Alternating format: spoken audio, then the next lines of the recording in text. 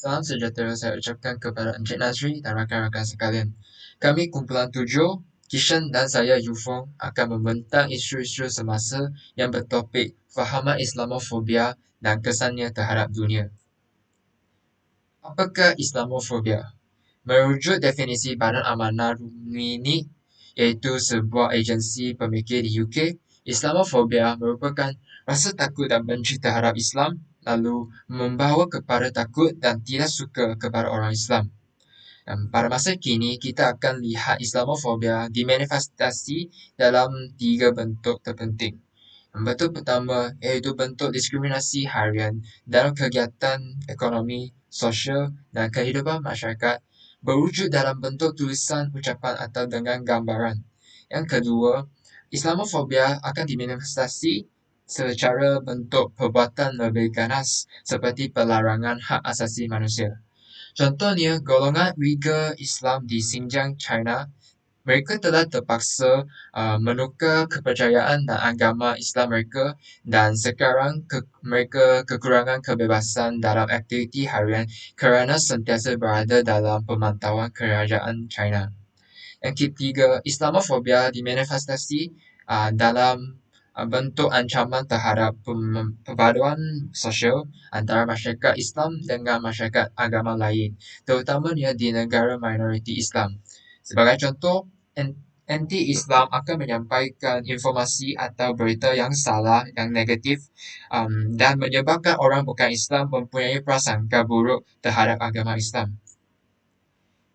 Salah satu faktor utama kemunculan Islamofobia merupakan kejadian serangan 9/11. Serangan ini merupakan konflik terbesar antara dunia Islam dengan Barat, dan sebagai sinopsis, 9 orang pengganas Al-Qaeda, iaitu sebuah organisasi ekstrim ketenteraan Islam yang diketuai oleh Osama bin Laden, telah menyerang World Trade Center di Amerika Syarikat dengan kapal terbang pada pagi tersebut. Dan dalam serangan ini, mereka telah menyebabkan kematian hampir 3,000 orang dan 6,000 orang lebih telah tercedera. Oleh hal demikian, kejadian ini telah menyebabkan kelahiran kesalahfahaman pandangan orang Barat terhadap umat Islam. Sekumpulan individu yang mempunyai Islamofobia akan menganggap seluruh umat Islam sebagai teroris.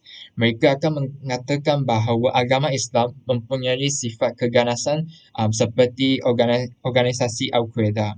Selain itu, mereka juga akan memfitnah adat dan pernikahan umat Islam sebagai primitif kerana mereka kurang berubah. Selamat sejahtera. Saya Kishan dan saya akan berbincang tentang kesan-kesan Islamofobia. Antara kesan-kesan Islamofobia termasuk kebencian dan ketakutan terhadap Islam yang diterjemahkan dalam berbagai bentuk Islamofobia yang telah memberikan implikasi kepada umat dan imej Islam, terutamanya di majoriti Islam. Antara kesan Islamofobia kepada sosioekonomi termasuklah terdapat diskriminasi terhadap umat Islam dalam bidang pendidikan, tempat kerja, pekerjaan, perniagaan, masalah mendapat kebutuhan asas, tempat tinggal dan penjagaan kesihatan. Akibatnya, hak-hak asas kehidupan diketepikan dan secara tidak langsung mengganggu sosioekonomi negara. Contohnya, di Itali, wanita Muslim yang bekerja sebagai pencuci dianggap sebagai satu ancaman keselamatan. Di Kanada, seorang pelajar Muslim bersekolah tidak mahukan tudung. Kes BBC mengenai tindakan seorang Muslim dianggap penghinaan bagi orang Kristian. Di Jerman, doktor yang membuat seorang pelajar Muslim jihad. Negara Muslim seperti Somalia dan Afghanistan mendapatkan bantuan antarabangsa. Selain itu, kesan mental dan fizikal. Faktor Islamofobia mampu implikasi yang signifikan kerana ia menjejaskan kehidupan dan keharmonian seharian orang Islam. USA Today Gallup Poll menunjukkan 20% daripada responden yang ditemukan tidak mahu berjiran Muslim dan 31% berasa gemetar jika ada orang lelaki Muslim dalam kapal terbang. Akibatnya, penganiayaan, keganasan, prejudis berlaku kerana kebencian terhadap Islam.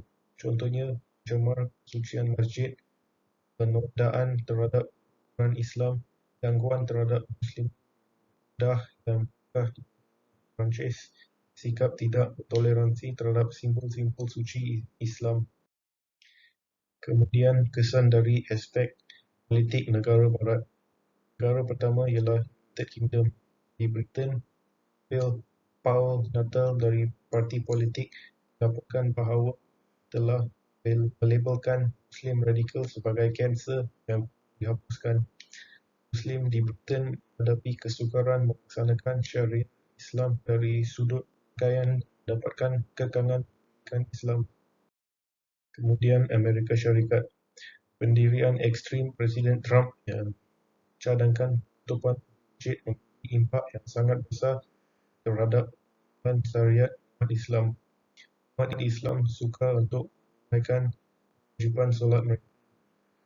Presiden Trump turut mencadangkan agar masyarakat Muslim daftarkan diri kerana beliau merasa ragu dengan kesetiaan mereka terhadap negara Amerika Syarikat. Muslim dinafikan hak untuk mendirikan Islamic Center. Kemudian di Australia, minoriti Muslim kerap menjadi target pembelian di jalanan. Anggota Parlimen Pauline Hanson One Nation Party sengaja memakai bunker untuk menunjukkan kawalan keselamatan yang tidak ketat di Parlimen Australia. Hal ini mencetuskan prejudis terhadap komuniti Muslim. Terdapat juga gerakan yang menghentikan jualan dan pensijilan makanan dan produk halal dengan mengaitkan hal ini kepada penyaluran dana untuk kumpulan teroris. Sebagai rumusan, Islamofobia didefinisikan sebagai satu bentuk kebencian syak serta prejudis dan diskriminasi terhadap agama Islam dan penganutnya. Islamofobia wujud dalam bentuk tulisan, ucapan dan perbuatan. Tidak boleh dinafikan bahawa Islamofobia zaman moden ini merebak dan meluas media baru seperti WhatsApp, Facebook, Twitter, televisyen, filem dan sebagainya. Walau bagaimanapun, pelbagai usaha telah dilakukan oleh pihak kerajaan dan pemerintahan untuk mencegah anti-Muslim propaganda dan memberi pandangan atau kefahaman jelas di negara barat terhadap orang Islam. Undang-undang menekankan keganasan terhadap mana-mana pihak patut diperketatkan untuk mengharmonikan keadaan seperti di negara kita, mempunyai masyarakat multi-etnik hidup aman damai.